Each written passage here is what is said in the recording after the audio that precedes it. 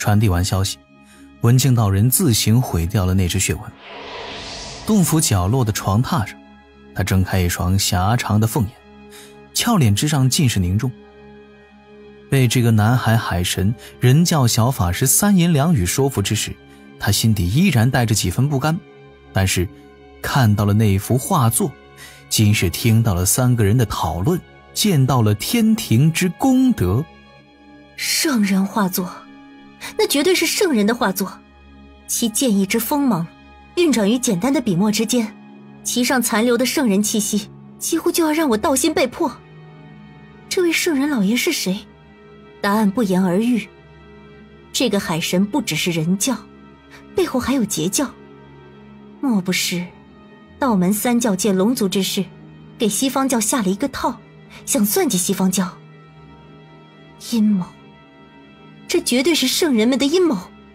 文静道人浑身轻颤了几下，心神都被那一道剑意所充满，眼前浮现出了南海海神那慈眉善目的化身模样。这个南海海神，得通天教主与太清老子同时看重的存在。我此前竟还开玩笑一般，用老妙珠那般出丑，从而取笑于他。轻轻吸了一口气，文静道人突然又轻哼了一声。哼，很好，这样的存在才能让本女王听你号令。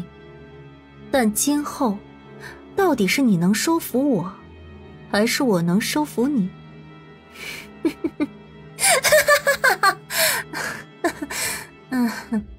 洞府中那笑声越来越没底气，文静道人很快就捂着额头低声骂了几句文污粗口，却是满脸的无奈。我现在已经被对方完全拿住了，而且仔细体味今日海神说的那几句话，我的今后也已经被对方安排得明明白白。面对此人，当真有些无力呀。文静道人悠悠的一叹，趴在床榻上不知道在想些什么。偷袭南海龙宫，调虎离山，在袭击东海龙宫大婚之处，会不会文字已经暴露了？这是对方故意撒出的迷雾。小琼峰丹房中，李长寿斟酌着文道人传递的信息，分析起各种可能。他起身来回的踱步，最后停在了窗前的一束阳光中，凝神思索。有趣的是，刚刚文静道人似乎被他挂在中堂中的那一幅山水画作给吓到了。这一点呢，倒是李长寿有意而为之，故意摆了一幅通天教主的画作在那儿，给算计他海神教的有心人一些警告，借势而为罢了。但没想到效果会这么好。文静道人似乎一眼就认出了那是谁的画作，如此锐利的剑意，除去那位截取天机立教成圣的大佬，洪荒也找不出第二个了。今日的文静道人对他传声说话时，都细声细气了许多，像极了隔壁大法师家刚进门的小媳妇儿。此时这文静道人的心底并不服气，上次来的时候也捉弄了他这个海神一番，今日倒是恭恭敬敬地喊了一声大人，还主动问有没有其他的要吩咐的。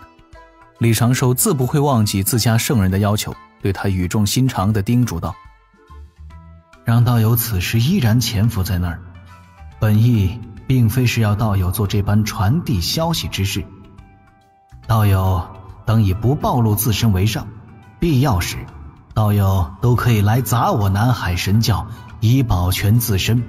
他应该明白是什么意思了吧，毕竟不是什么蠢笨之人。李长寿喃喃几句，在阳光中负手而立，继续思索着计策。他想的倒不是如何保护龙族，而是该如何才能彰显天庭的威仪。天庭此刻少兵寡将，玉帝正是最尴尬的人生阶段。东木公回答天庭有无高手时，虽然答得痛快，但应是玉帝此前做了嘱托。天庭确实有高手，兜率宫中有圣人化身，玉帝王母本身的修为也不容小觑，但是玉帝真正能够调派的兵将却没几个能用之辈，更别说请动大法师了。斗兵的实力尚未完善，总不能真的搞10万豌豆射手吧？李长寿哑然失笑，他也不得不考虑，自己如果在这个时期表现得太过显眼，是否会引起玉帝的猜忌。对于能够成为封神大劫发起者的玉帝陛下，李长寿一直给予足够的尊敬，也给了足够的防备。为君臣亦为对手，毕竟他没有什么忠诚可言，所图的不过是天庭功德，借天庭庇护自身。万般算计不过为利，玉帝对此也应该是心知肚明。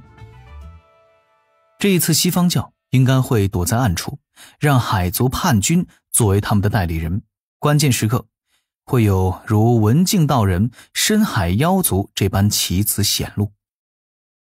如果西方教圣人弟子直接露面，那李长寿就直接请大法师出场，代表天庭搞事。玄黄台一顶，大法师怕谁呀？而他这个小法师就负责收龙族的谢礼，然后躲在后面高呼大法师何其溜，这就够了嘛。自己具体该如何应对，才能让天庭一方表露出举足轻重的作用，这个倒是要好好的考量一下，找准那个度。只是这般思索总归是有些不稳妥。李长寿的本体在地下密室中睁开双眼，在地面铺开了2张画轴，开始细细的斟酌，仔细的推演，将各方势力标注出来，一步步画图推演各种可能性。这一次李长寿3天就已经谋划完全，毕竟只是针对11、2年之后熬以大婚之举，他可设计操作的地方不算太多，理清思路就足够了。李长寿接下来会给玉帝陛下再写一封奏表，禀明西方教之算计，请玉帝陛下届时派2万精兵在东海上空潜伏待命，关键时刻救场，卖龙族人情。而2万精兵自然没有什么太大的作用，但若是2万精兵都拿上自己给的仙豆，这到时候各自催法随手一撒，100万豌豆射手落在东海之下，对着来犯之敌一阵狂呸呸呸，那场面是不是这个自然是玩笑话了。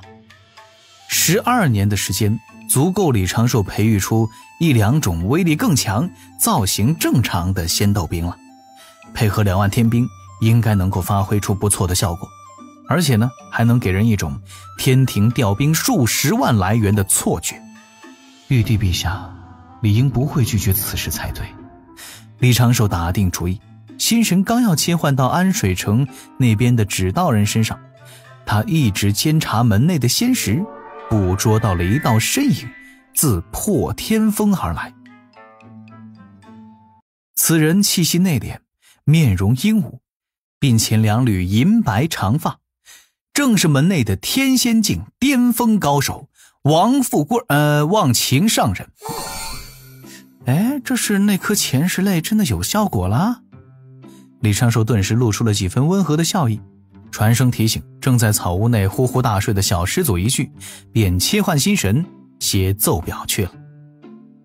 2个时辰后，李长寿驾云飞出丹房，刚想去棋牌室找灵娥叮嘱几件有关小师祖的小事，先是一扫，却发现灵娥与熊灵力正躲在草屋中，一同鬼鬼祟祟观察着湖边柳树下的情形。柳树下摆了一张矮桌，其上放着2杯香茗。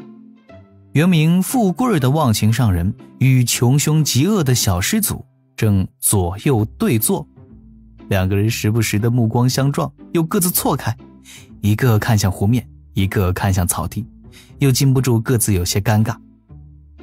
忘情上人是盘着腿坐的，摆出了平日里打坐的手势，2只手抱圆手一。江灵儿呢，则是女子常用的跌坐，双腿并拢横在一侧，抬手捏着自己的一缕秀发。她今日换了一身长裙，虽然还是一顺到底，但是呢，也恢复了原本应有的女子纤柔。最起码看背影还是不错的。两个人几乎同时开口，目光摩擦，随之就各自避开。你先说。你说吧。于是又陷入了一阵沉默。李长寿挑了挑眉，从旁边悄然路过，去了灵娥草屋中。灵娥小声地问着：师兄，你来啦？他们这样多久了？2个时辰。灵娥无奈地拍了拍自己光洁的额头。茶水都换了3次了，还是没能开口。熊灵力坐在地上，小声地问了一句：表兄，他们在干什么呀？谈一谈余生，说一说今后。言罢，李长寿走到灵娥草屋中他专属的圈椅前，撩了一下道袍，淡定入座。这种情况最是麻烦了。灵娥问：师兄，咱们能帮上什么吗？难呐。李长寿皱眉思索，小师祖口是心非，又好面子，忘情上人又是一心修行，师祖说什么他就信什么。这2种性格最是难搞，两个人凑在一起就如同走钢丝一般。这样，灵儿，稍后你去换茶水的时候，不经意间提一句。提什么？就说……李长寿揉了揉眉心，感觉这个事儿比他算计西方教还要费心得多。就说你就说3日之后，小琼峰上有一个小小的书画品鉴会，想请忘情上人前来观摩。其实是什么理由都不要紧，只要给忘情上人一个合适前来此地跟师祖相会的理由就够了。灵娥顿时恍然小悟。又小半个时辰，灵娥端着刚沏的茶依计行事。正如李长寿所说的那般，忘情上人没怎么犹豫就点头答应了下来。而师祖江灵儿小声地嘀咕了一句：你还会鉴赏书画？忘情上人含笑点头，只是应了一声不多时，忘情上人像是放下了一件心事，起身告辞。离开时的身影也透着几分轻松之感。再看江灵儿，她嘴角的笑意已经是完全掩盖不住了，起身回草屋的时候也在哼着灵娥昨日弹奏的欢快的曲调。灵娥顿时开心的道：师兄真的有作用。自然了。李长寿嘴角一撇，这点男女之事啊，为兄我……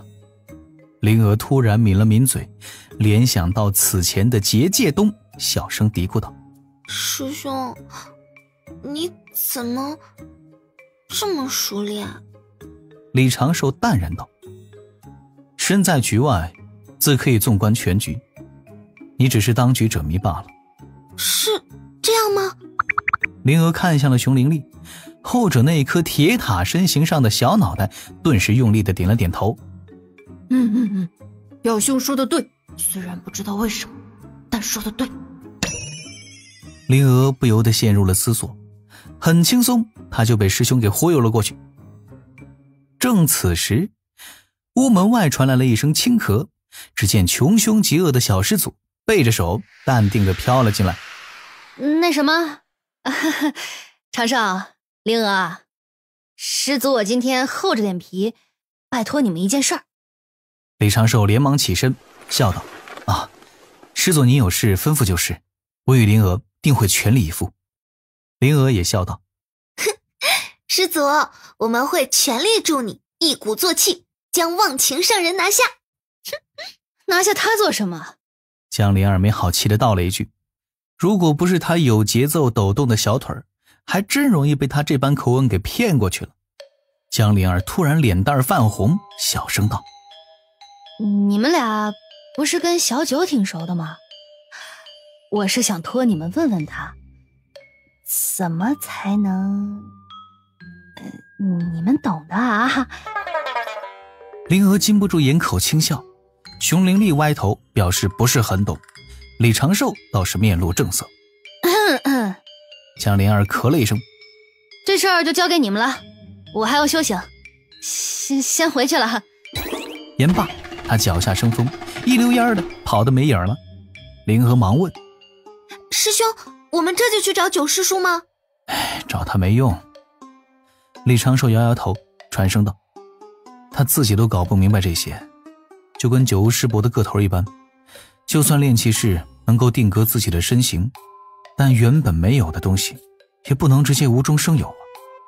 术法算不得真的，这关系到了先天道躯和自身道基是否能够大圆满，轻易改不得。就比如大部分的妖修修为再高也无法改变自己本体根脚，是一个道理。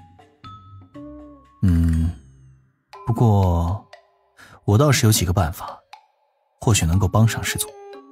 灵儿顿时惊奇：师兄，你还会这个？李长寿沉吟几声，继续传声对灵儿叮嘱几句。如此，这般。灵儿听的是俏脸泛红，但是师兄说得很正经，他也不敢质疑，自然是点头答应了下来。